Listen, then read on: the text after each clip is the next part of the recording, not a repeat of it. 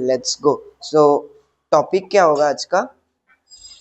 आज का टॉपिक होगा लॉजिकल फंक्शंस और स्टैटिस्टिकल फंक्शंस। ठीक है, हम लोग जानेंगे कि कैसे एवरेज निकालना होता है। एवरेज का मतलब क्या होता है? What do you mean by average? Mean of all. जैसे द होल मार्क्स कितने दिया हुआ है? 85, 92, 74, 59, 38। Total how many subjects are there? Total 5 subjects are there and what is the average? You have to plus the total. हाँ, it's an example. हाँ, और ये 5 subject को हम लोग पहले जोड़ते हैं, फिर डिवाइड बाई 5 करते हैं। तो ये तो बहुत टाइम कंज्यूमिंग होता है। सो वी विल एक्सेल में फॉर्मूला यूज करने के लिए क्या डालते हैं? पहले equals to then right with me equals to average. Average करके select the whole data of marks. कौन से वाले में? मार्क्स में ऐड करना। हाँ, मार्क्स में देखो C2 कॉलन C6 वो लिखना पड़ेगा। हाँ, इक्वल्स टू एवरेज देना पड़ेगा। एंटर। हाँ, एंटर दबाने से देखो मेरा आ गया 69.6। नेम आ गया। नहीं, हमें सिलेक्ट करना है marks. We have to select marks.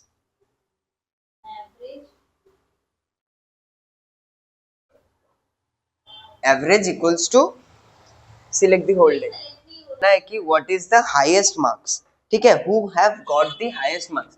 You can see the data and you just look into the data and you can see कि Priya has got the highest marks. पर बहुत सारा डेटा रहेगा। हम लोग क्या करेंगे? इक्वल्स टू देंगे। फिर हम लोग क्या यूज करेंगे? हाईएस्ट वैल्यू सर्च करने के लिए क्या यूज करना पड़ता है? Maximum. Just write max and select the whole data. इसमें अच्छा ये नीचे जाके एवरेज के नीचे जाके हाँ, select the whole data. Equals to डालना ही पड़ेगा for use of formula max. Okay, number 2 हो गया। फिर एंटर करते हैं। हाँ, एंटर। कितना आया? 92। अब एक सीखे थे काउंट। ठीक है, count. Let's know the count. So we will use count A. Count A देख, काउंट ए करने से क्या होता है देखेंगे। हाँ, इक्वल करके काउंट ए, एंटर। 5। ये क्या करता है? काउंट ए करता है, काउंट ऑल कर देता है। कितने काउंट है हमारे यहाँ? मतलब 5 करके सिलेक्ट कर। हाँ, काउंट ए करके मार्क्स को सिलेक्ट करो टू सी कि who has got the like कौन फेल हुआ है या फिर कौन पास हुआ है ना? तो हम क्या करेंगे? एडिशन में एडिशन, सब्ट्रैक्शन में सब्ट्रैक्शन। बराबर करके एडिशन डाल रहे, नहीं आ रहा है। क्यों नहीं आएगा? हाँ, सम करना पड़ेगा। सम SUM। और उसमें सब्ट्रैक्शन में सब 38 सिलेक्ट कर लो। हाँ, देखो अब देखो ये फॉर्मूला देखो। ये now we want to know कि कौन फेल किया है।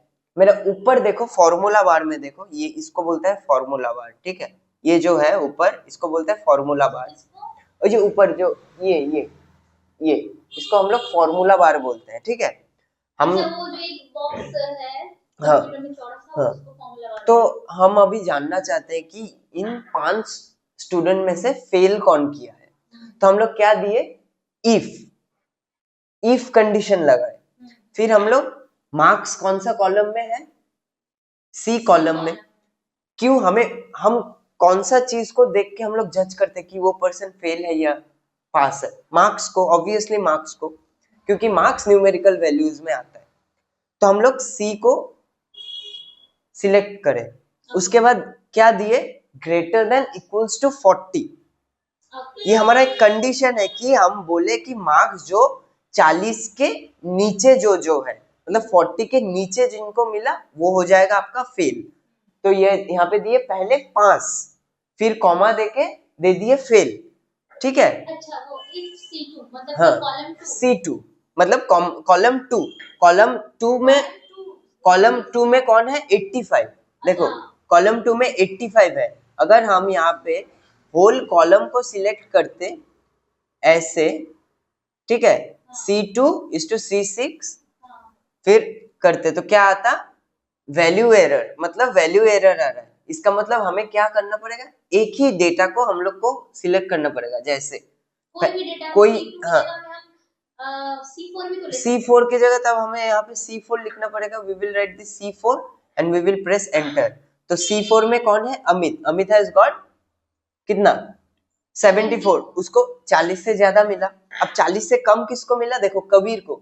अभी अगर हम लोग C6 देते हैं, यहाँ पे C6 देते हैं तो क्या देगा आउटपुट, फेल, मतलब कबीर फेल किया है।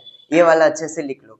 अच्छा एक बात बताइए, अगर हमको मतलब बहुत सारा है उसमें रैंडम जानना है तो वो पूरा नाम देता है? पूरा आपको पहले तो पूरा डेटा को सिलेक्ट करना पड़ेगा, फिर आपको निकालना पड़ेगा। ओके, पहले हम लोग बेसिक्स जान लेंगे। तो हम इसमें सिर्फ सी नहीं लिख सकते, C2 हाँ, कौन सा पर्टिकुलर नाम में आपको जानना है कि कौन पास हुआ है या ये फिर ये फेल हुआ है, ये आपको देखना है।